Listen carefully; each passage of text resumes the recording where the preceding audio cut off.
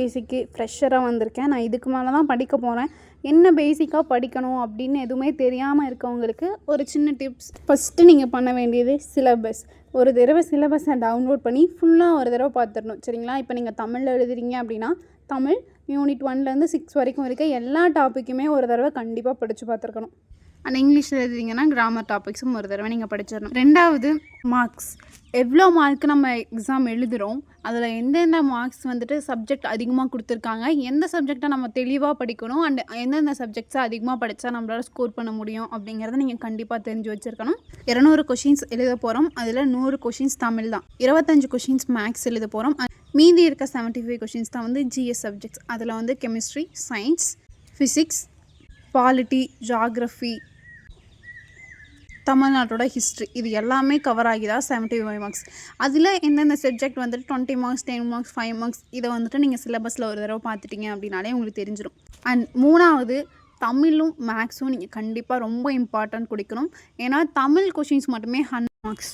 And GS படிக்கும் போது reverse ஆர்டரில் படிச்சிங்க அப்படின்னா நீங்கள் ஈஸியாக ஹை ஸ்கோர் இருக்க சப்ஜெக்ட்ஸ் எல்லாமே கவர் பண்ணிடலாம். 3வது நீங்கள் படிக்கும் போது ஒரு தடவை படித்து பார்த்துட்டு உங்களுக்கு எந்த சப்ஜெக்ட்ஸ் ரொம்ப ஈஸியாக இருக்குது, சீக்கிரம் கவர் பண்ண முடியுது அப்படின்னு தோன்ற சப்ஜெக்ட்ஸை நல்லா தெளிவாக படிச்சிட்டிங்க அப்படின்னா அதில் உங்களால் ஃபுல் மார்க் வாங்கிட முடியும். அண்ட் 4வதாக நீங்கள் எந்த அளவுக்கு படிக்கிறீங்க அப்படிங்கிறத வீக்லி ரிவிஷனோ அல்லது மந்த்லி ரிவிஷனோ கண்டிப்பாக பண்ணணும். ஏன்னா படித்தது ஒரு 2 டேஸ்க்கு அப்புறமோ 3 டேஸ்க்கு அப்புறமோ உங்களுக்கு மறந்த மாதிரி தான் ஃபீல் ஆகும். ஸோ நீங்கள் ரிப்பீட்டாக ரிவிஷன் பண்ணிட்டு வர உங்களால் நல்லா ஸ்கோர் பண்ண முடியும். எனக்கு தெரிஞ்ச சக்ஸஸ் பீப்புள்ஸ் எல்லாமே சொன்னது ரிவிஷன் டெஸ்ட்டு தான். அடுத்தது 5வது ரொம்ப இம்பார்ட்டனும் கூட, நம்ம எங்கே படிக்கணும் அப்படிங்கிறது தான். ஃபஸ்ட்டு சோர்ஸே வந்துட்டு நம்மளோட ஸ்கூல் புக்ஸ் தான். ஸ்கூல் புக்ஸ் தான் நமக்கு மெயின் சோர்ஸே. சரிங்களா? நம்ம சிலபஸில் கவர் ஆகிற டாபிக்ஸை ஸ்கூல் புக்கில் படித்தாலே நம்மளால் ஹை ஸ்கோர் பண்ணிட முடியும். சரிங்களா? அப்படியே அவுட்சோர்ஸ்லேருந்து கொஷின்ஸ் வந்தாலுமே 3 or 4 கொஷின்ஸோ இந்த மாதிரி தான் இருக்குமே தவிர மெயின் வந்துட்டு நம்ம ஸ்கூல் புக் தான். சரிங்களா? மற்ற கைட்ஸ் இது எல்லாமே தாண்டி ஸ்கூல் புக்ஸை நீங்கள் படிச்சுட்டு அதுக்கப்புறம் எக்ஸ்ட்ரா டைம் இருந்தால் நீங்கள் ட்ரஸ்ட் பண்ணுற கைட்ஸை யூஸ் பண்ணிக்கலாம். Self motivation. நிறைய பேர் எழுதுகிறாங்க, நீ எங்கே பாஸ் பண்ண போகிறேன்னு சொல்லுவாங்க, இல்லை என்ன வேணால் சொல்லுவாங்க. அதெல்லாம் நீங்கள் காதில் எடுத்துக்காதீங்க. அண்ட் உங்களை நீங்களே மோட்டிவேட் பண்ணி நம்மளால் முடியும் அப்படிங்கிற தாட்டோடு படிங்க. உங்களுக்கு தேவையானது ஒரே ஒரு சீட் தான். சரிங்களா? எத்தனை லட்சம் பேர் எழுதினாலும் நம்ம எழுதுகிறோம், நம்ம 170க்கு மேலே ஸ்கோர் பண்ணோம் அப்படின்னா நம்மளால் எக்ஸாம் பாஸ் பண்ணிட முடியும், ஒரு வேலைக்கு போயிட முடியும். அவ்வளோதான். இதை மட்டும் திங்க் பண்ணுங்கள்.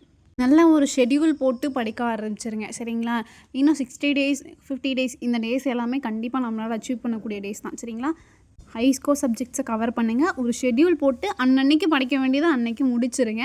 அண்ட் முடிக்கலைன்னா அதையே வச்சுட்டு உட்காந்துட்டு இல்லாமல் நம்ம என்னென்ன முடிக்கலாம் அப்படிங்கிறத நோட் பண்ணிக்கோங்க. அண்ட் ஷெட்யூல் படி கண்டினியூ பண்ணிகிட்டே வாங்க. அண்ட் வீக் எண்டில் சாட்டர்டே ஆர் சண்டே இந்த டைமில் வந்துட்டு நீங்கள் என்ன முடிக்கலன்னு நோட் பண்ணி வச்சுருப்பீங்கள்ல, அதை படிச்சிருங்க. சரிங்களா? வீக்லி சண்டேஸில் ஒரு டெஸ்ட்டு போட்டு பார்த்துருங்க.